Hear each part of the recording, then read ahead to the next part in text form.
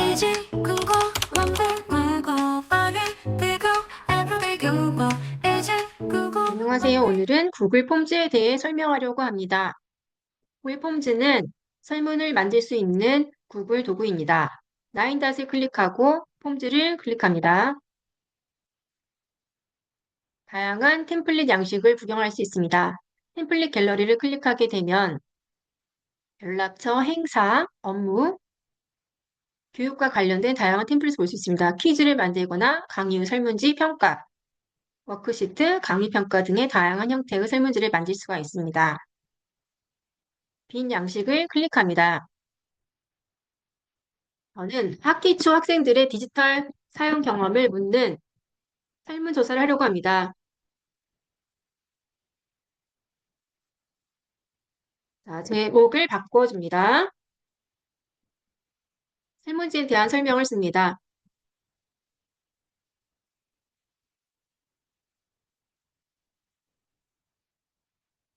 자, 다음으로 문항을 만들어 보겠습니다. 질문을 추가하게 되면 문항을 만들 수가 있습니다. 문항의 유형은 단답형, 장문형, 객관식 질문, 체크박스, 드랍다운, 파일 업로드, 선형 배열, 등급, 객관식 그리드, 체크박스, 날짜, 시간 등 10가지 유형으로 만들 수가 있습니다. 가장 먼저 번호를 물어보겠습니다. 번호는 단답형으로 대답하고 필수입니다. 다음으로 이름을 대답하도록 하겠습니다. 이름 역시 단답형으로 대답하며 필수 제출해야 됩니다. 필수 제출하게 되는 경우에는 이렇게 번호 옆에 이름 옆에 별표가 생기게 됩니다. 이제 본격적으로 문항을 만들어 보도록 하겠습니다. 첫 번째 문항은 질문을 적어 보겠습니다. 이전 학급에서 사용한 온라인 학급 툴은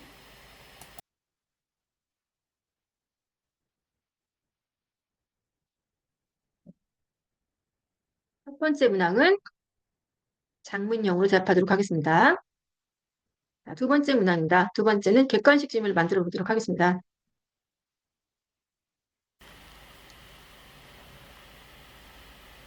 과제 작성이나 발표에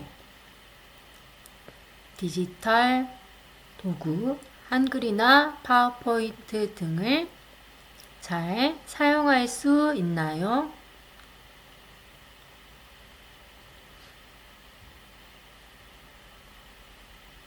어느 정도 사용할 수 있나요?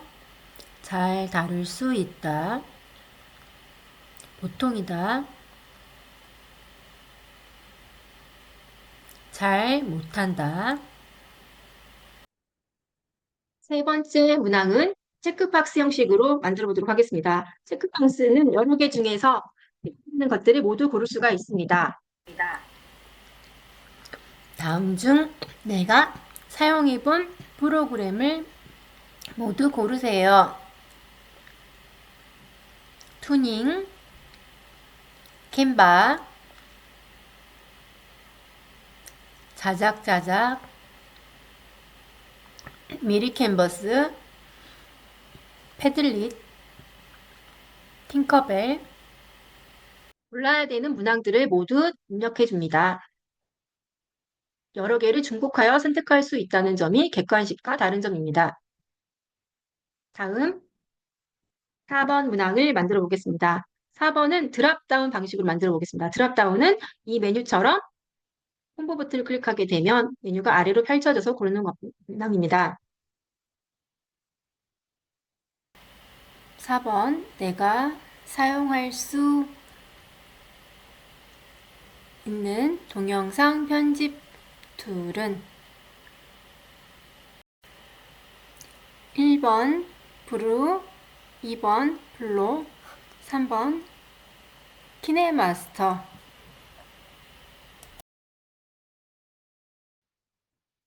초등학생들이 사용할 수 있는 동영상 편집 툴의 예시를 적당히 넣어줍니다.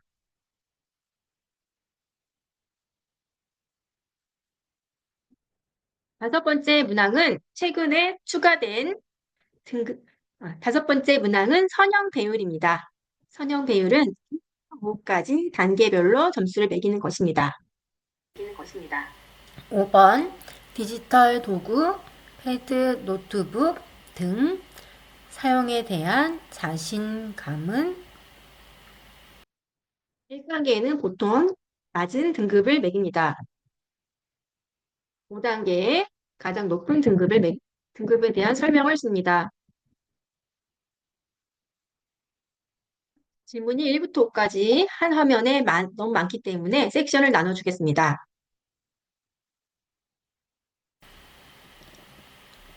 디지털 도구 활용 경험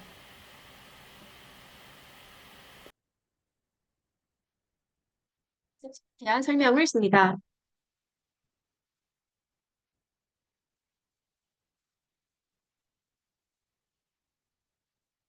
여섯 번째 문항은 새로 도입된 별표 등급 매기기를 해보겠습니다. 디지털 도구를 사용한 수업에 대한 흥미도는 별표는 보통 흥미도를 묻는 문항을 만듭니다. 7번째는 객관식 그리드를 만들겠습니다. 객관식 그리드와 체크박스 그리드는 가장 복잡한 문항입니다. 여러 개 가운데 선택을 해야 될 경우 사용합니다. 동그라미 객관식 그리드는 하나 선택할 수 있고 체크박스 그리드는 바로 체크박스 중에서 여러 개를 선택할 수가 있습니다. 7번 디지털 기기 활용에 대한 질문을 읽고 해당되는 것에 표시하세요. 한 개만. 1행 디지털 기기 사용이 학습에 효과적인가요? 학업 성적에 효과적인가요? 바로 열에 해당되는 답변입니다. 매우 그렇다, 그렇다, 동이다, 아니다, 매우 아니다 라고 5개 중에 선택할 수가 있습니다. 두 번째 질문입니다.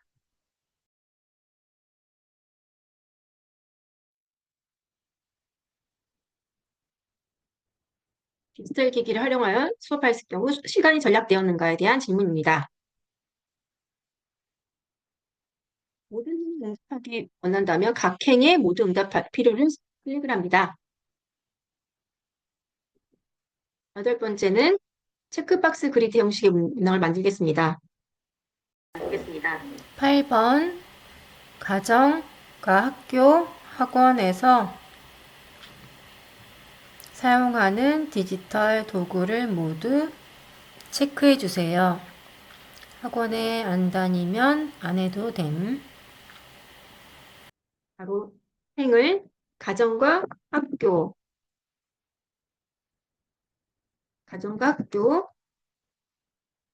학원 3가지 장소를 가로행으로 하고 세로 열에는 데스크탑, 노트북, 태블릿, 스마트폰을 추가해 줍니다. 각 행에 모두 응답할 필요가 없기 때문에 이건 체크하지 않겠습니다. 이제 9번째로 날짜를 선택하는 문항을 만들겠습니다. 9번 지난주에 컴퓨터를 가장 많이 사용한 날짜를 골라주세요. 학습, 놀이, 게임 포함.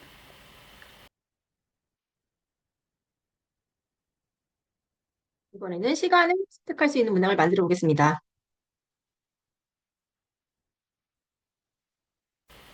10번 시간 핸드폰을 가장 많이 사용한 때는 얼마 동안 사용했나요?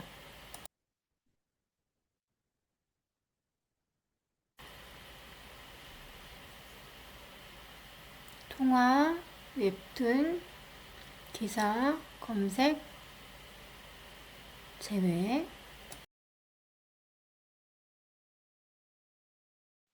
마지막으로 이미지를 추가해 보겠습니다. 이미지는 파일을 업로드해도 되고 내 컴퓨터에서 파일을 업로드해서 넣어도 되고요. 구글 포토에 올려놓은 이미지 중에 하나를 골라서 삽입해 보겠습니다. 마지막에 이미지를 삽입하고요. 마무리 멘트를 적어줍니다. 설문에 응답해 주셔서 감사합니다.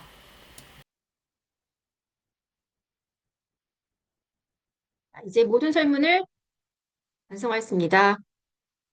모든 설문에 응답하기 원한다면 필수 버튼을 클릭해 주고요. 문항 하나하나 모두 꼼꼼하게 필수를 잘 체크합니다. 그러면 이제 설문을 게시해 보도록 하겠습니다. 자, 공유 버튼을 누르게 되면 동의 설정할 수 있는 화면이 나옵니다. 편집자 보기, 이거는 액세스 권한이 있는 사용자만 링크를 열 수 있는 것입니다. 만약에 링크가 있는 모든 사용자를 클릭하게 되면 학생들이 설문을 고칠 수 있기 때문에 제한된으로 선택을 해주세요. 응답자 보기는 자, 여기 역시 링크가 있는 모든 사용자를 선택을 해줍니다.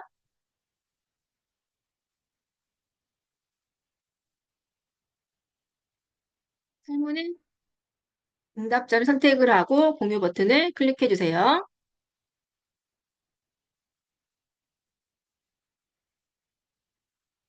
이제 각 이메일 주인에게 설문이 배송되게 됩니다.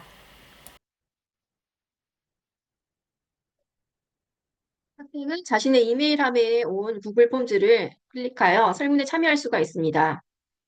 설문에 참여를 하고 필수 문항에 응답을 하지 않으면 빨간색으로 표시가 됩니다. 꼼꼼하게 읽고 마지막에 제출을 합니다.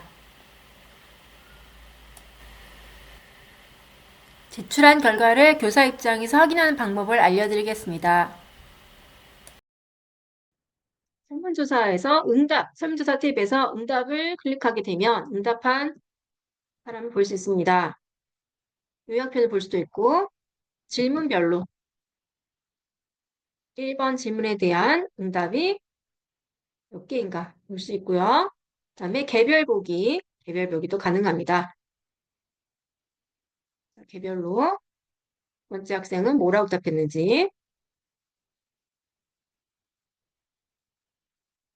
첫 번째 학생은 뭐라고 답했는지 개별로 보기가 가능합니다. 구글 시트에서 이렇게 응답한 학생들의 자료를 통계로 해서 저장할 수도 있습니다. 오늘은 이렇게 구글 폼즈를 이용하여 디지털 학습 경험 설문조사를 만든 방법에 대해서 알아보았습니다. 이제 궁금